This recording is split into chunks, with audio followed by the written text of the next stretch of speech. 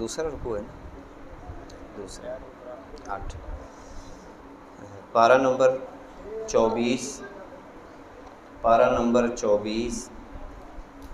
سورہ مومن،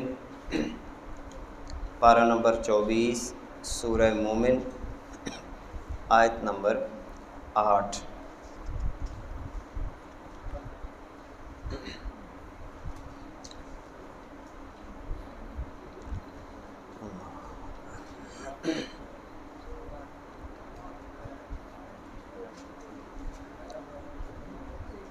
اعوذ باللہ من الشیطان الرجیم، بسم اللہ الرحمن الرحیم۔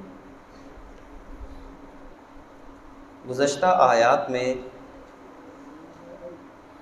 فرشتوں کی اس دعا کا ذکر کہ جو دعا وہ متقین کے لیے، ایمان والوں کے لیے اللہ کی بارگاہ سے مانگتے ہیں، ان میں پہلی دعا کا ذکر ہو چکا۔ اب ایک اور دعا کا ذکر ہے جو فرشتے ایمان والوں کے لیے اللہ سے مانگ رہے ہیں، اور بڑی پیاری دعا ہے۔ ربنا، اے ہمارے رب، وَأَدْخِلْهُمْ، تو داخل کر دے ان کو، کن کو؟ جو ایمان لائے، جن کا تذکرہ ہم گزشتہ سبق میں کر چکے ہیں۔ تو داخل کر دے ان کو جنات عدن التی وعدتہم، ان ہمیشہ کے باغات میں جن کا تو نے ان سے وعدہ کیا۔ ایک تو دعا رب ذوالجلال کی بارگاہ میں فرشتے ان ایمان والوں کے لیے مانگ رہے ہیں، اور دوسری دعا اسی کے ساتھ متصل، ومن صلح من آبائہم وازواجہم وذریاتہم، سبحان اللہ۔ مومنوں کی سفارش بھی فرشتے کر رہے ہیں، اور ساتھ ساتھ فرشتے اللہ کی بارگاہ میں یہ بھی عرض کر رہے ہیں کہ یا اللہ، یہ جو مومن ہیں ان کے باپ دادا، ان کی ازواج یعنی بیویاں، اور ان کی اولاد کو بھی جنت میں داخل کر دے، مگر شرط ساتھ یہ ہے کہ جو صالح ہوئے، نیک عمل جنہوں نے اختیار کیے۔ اب دیکھیں کتنا بڑا فائدہ ہے۔ فرض کریں کہ ایک خاندان میں اگر ایک ہی مومن ہو جاتا ہے تو اس کے اس ایمان کا صلہ اس کے ماں باپ کو، آباء و اجداد کو بھی مل رہا ہے، بیوی کو بھی مل رہا ہے، اور اس مومن کی ذریت، اب ذریت سے مراد ساری نسل بھی ہو سکتی ہے، ساری کی ساری نسل کو بھی اے اللہ جنت میں داخل کر دے، مگر ساتھ شرط کیا ہے کہ وہ صالح اعمال کو اختیار کریں۔ انکا، بے شک تو، انتا العزیز الحکیم، تو غالب ہے اور حکمت والا ہے۔ واقعہم السیئات، سبحان اللہ، یہ بھی دعا بڑی پیاری ہے۔ اور اے اللہ بچا لے ان کو برائیوں سے۔ اس کا مطلب یہ ہوا کہ جو بندہ نیکی کا راستہ اختیار کرتا ہے، ایمان کا راستہ اختیار کرتا ہے، فرشتے ان کے لیے یہ دعا بھی مانگتے ہیں کہ اے اللہ اب یہ نیکی کے راستے پہ چل پڑا ہے، اس بندے کو برائیوں سے تو بچا لینا۔ فرشتے دعا مانگتے ہیں۔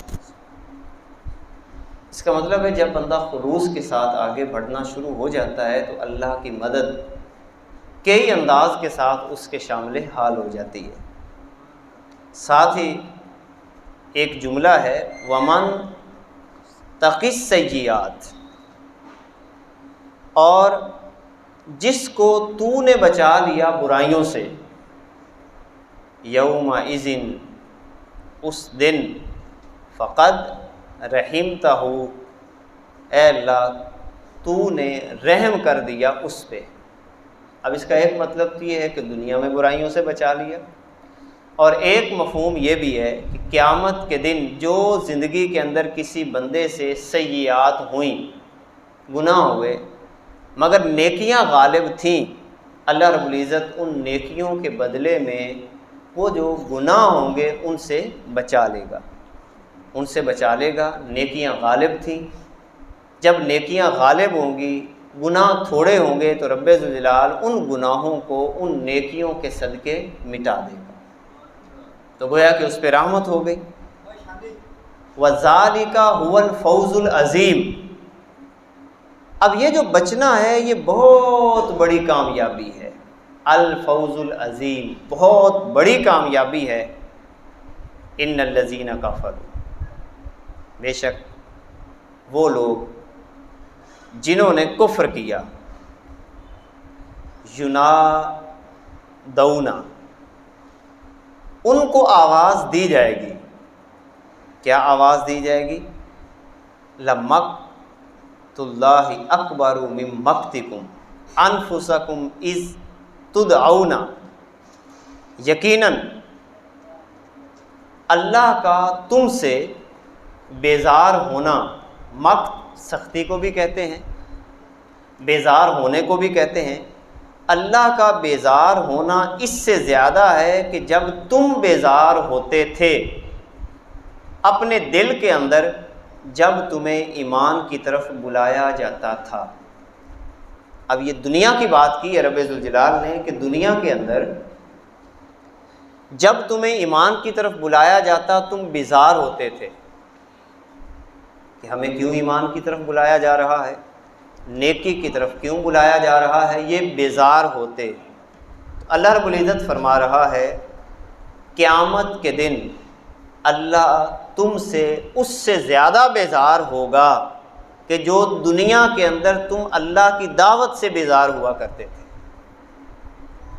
سادہ سا اس کا مطلب ہے، جیسے بعض احادیث کے اندر آتا ہے اللہ تمہاری طرف نظر رحمت سے نہیں دیکھے گا، بلکہ اس کی ایک اور تشریح کائنات کے آقا صلی اللہ علیہ وسلم نے ایک اور مقام پہ ارشاد فرمائی کہ جو اللہ سے ملنا چاہتا ہے اور اللہ سے ملاقات کا شوق رکھتا ہے کہ میری اللہ سے ملاقات ہو، اللہ بھی اس سے ملاقات کا شوق رکھتا ہے۔ جو اللہ سے ملنا چاہتا ہے اللہ اس سے ملاقات کا شوق رکھتا ہے۔ من احب لقاء اللہ احب اللہ لقاءہ، کتنا حسین جملہ ہے، کتنا پیارا جملہ ہے میرے اور آپ کے لیے کہ جو بندہ اللہ سے ملاقات کی تڑپ پیدا کر لے کہ یا اللہ میں تجھ سے ملنا چاہتا ہوں، تجھ سے ملنا چاہتا ہوں، تو اللہ بھی اس سے ملنا چاہتا ہے۔ ومن کارہ لقاء اللہ، اور جو اللہ کی ملاقات کو ناپسند کرتا ہے تو اللہ بھی اس سے ملنا پسند نہیں کرتا۔ اب اس ملاقات سے کیا مراد ہے؟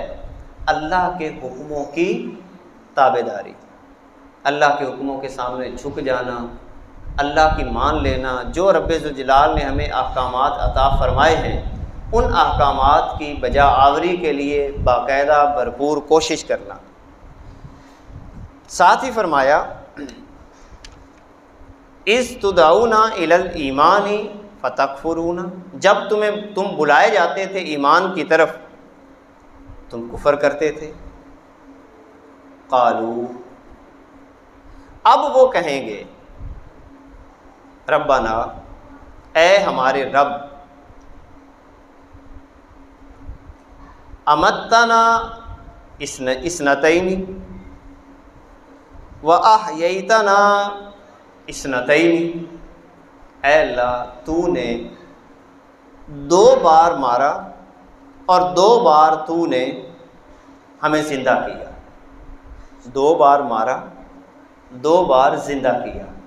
اب اس کا کیا مطلب ہے؟ 2 بار مارا اور 2 بار زندہ کیا، یعنی ایک پہلی موت وہ نطفہ، یعنی جب ہم کچھ بھی نہیں تھے، کچھ بھی نہیں تھے، یہ پہلی موت ہے،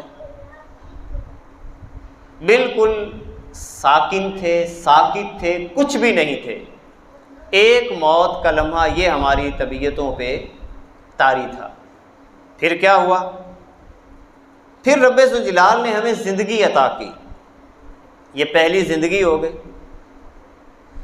اور پھر ہم اپنی یہ زندگی جو اس وقت بسر کر رہے ہیں اس کے بعد پھر مر جائیں گے، اور وہ کسی بھی وقت لمحہ آ سکتا ہے، اور اس لمحے کے بعد یعنی اگلے موت کے لمحے کے بعد رب ذوالجلال ہمیں دوبارہ زندہ کرے گا، یہ دوسری زندگی ہو گئی۔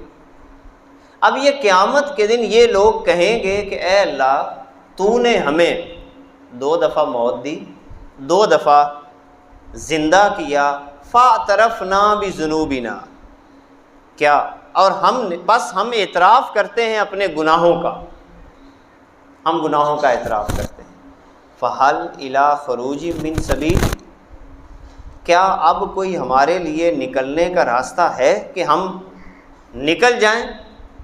تو اللہ رب العزت فرمائے گا ذالکم بانہ اذا دعی اللہ وحدہ کفرتم، اب یہ تو عذاب تمہارے لیے ہوگا اس لیے کہ جب تمہیں اس اللہ وحدہ لا شریک کی طرف بلایا جاتا تو تم نے کفر کیا، جب اس وقت تمہیں کہا جاتا تھا کہ اللہ ایک ہے، اس کے علاوہ کوئی اللہ نہیں ہے، تم نے کیا کیا؟ کفر کیا۔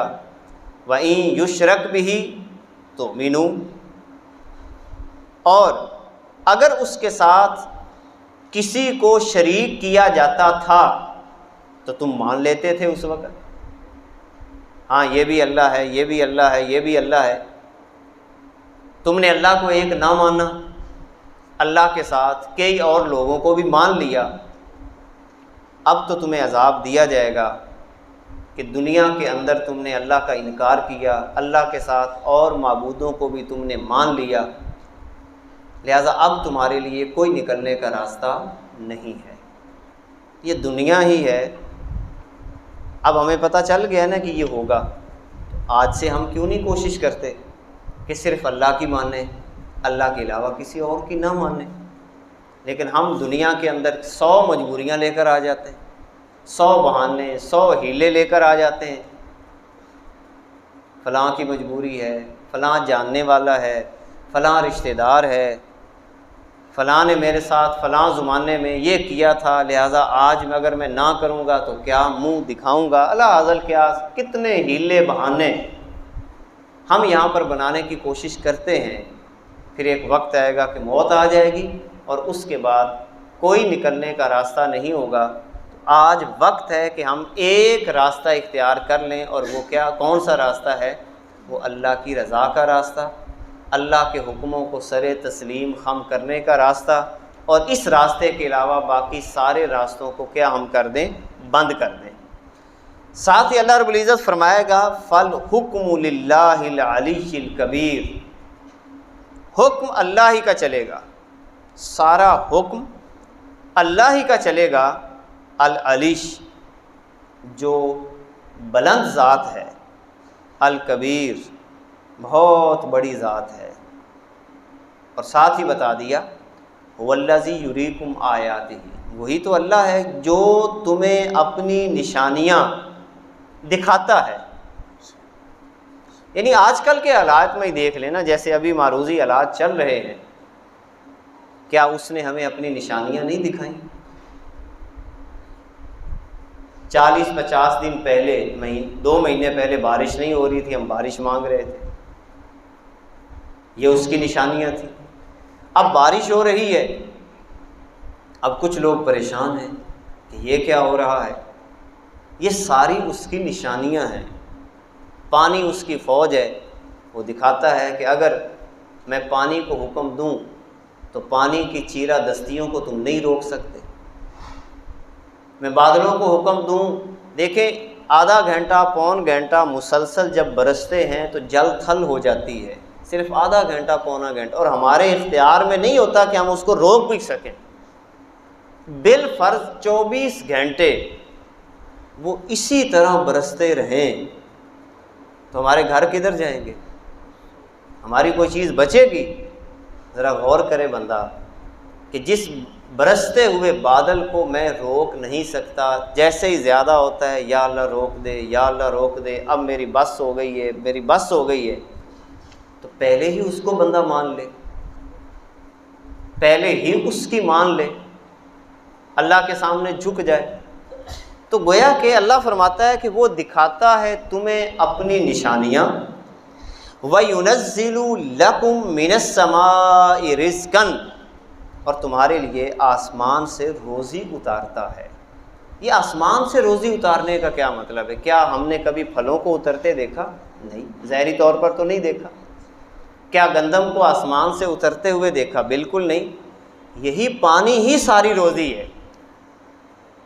یہ جو پانی اترتا ہے آسمان سے، اسی میں گندم بھی ہے، اسی میں اناج بھی ہے، اسی کے اندر پھل بھی ہیں، اسی کے اندر سبزہ بھی ہے۔ یہ سارا کچھ رب ذوالجلال نے اسی پانی کے اندر بند کر رکھا ہے، یہ اس کا نظام ہے۔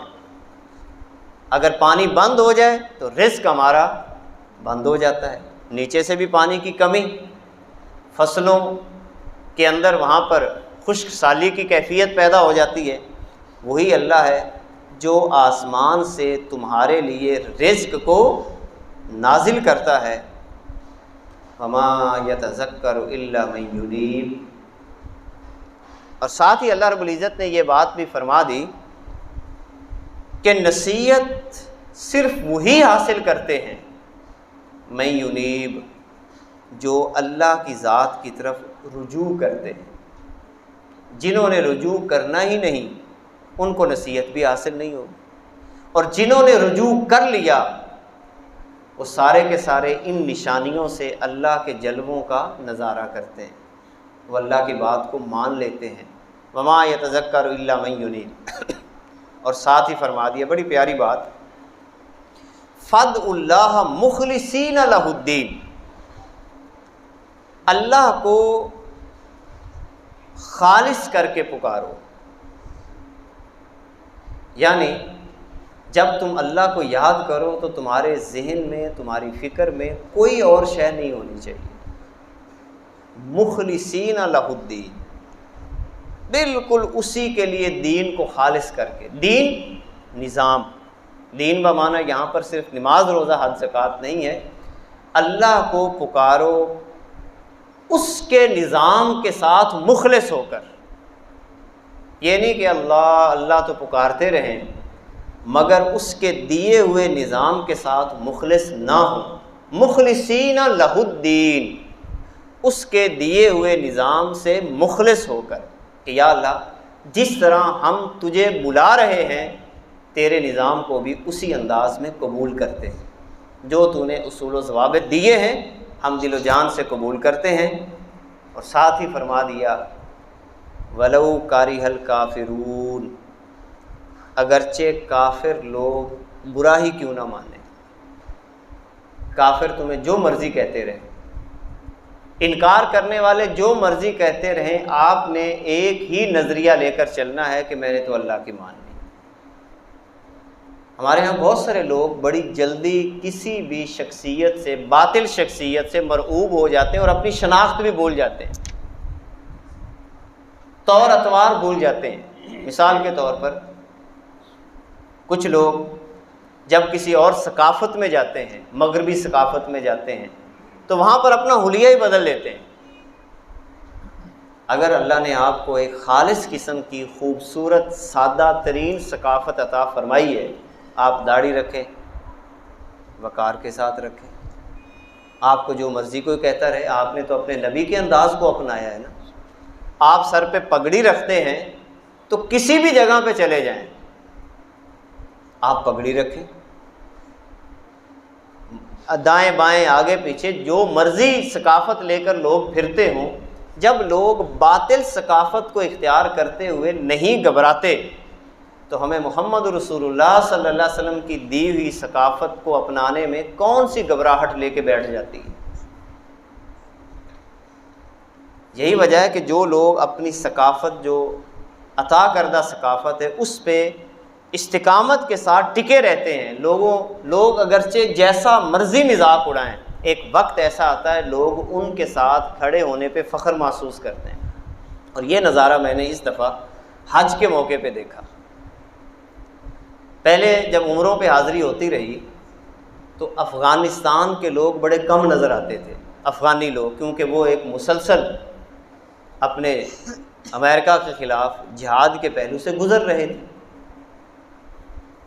آپ نے دیکھا کہ ان کی دستاروں کا مذاق اڑایا گیا، ان کی سادگی کا لوگوں نے مذاق اڑایا۔